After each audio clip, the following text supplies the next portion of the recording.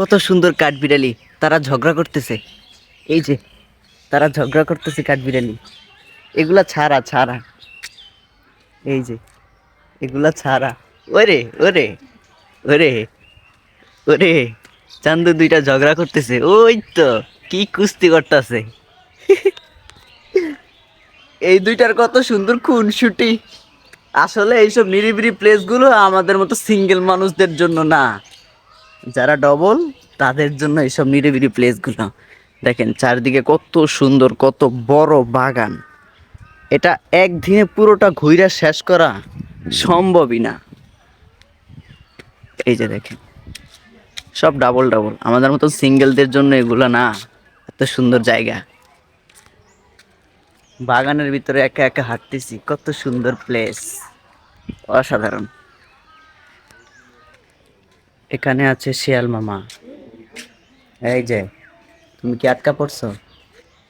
হ্যাঁ শিয়াল মামা, হ্যাঁ শিয়াল মামা আটকা পড়ছে। শিয়াল, এই যে আর এক ধরনের শিয়াল মামা। ভয় পেও না, ভয় পেও না, আরে আসো আসো, লজ্জা পাওয়ার কিছু নাই তো। আরে তুমি তো মিয়া লজ্জা পেয়ে চইলা গেলা, এত লজ্জার কি আছে? তুমি কি নতুন বউ নাকি? তুমি কি নতুন বউ? তুমি বুকি দাও।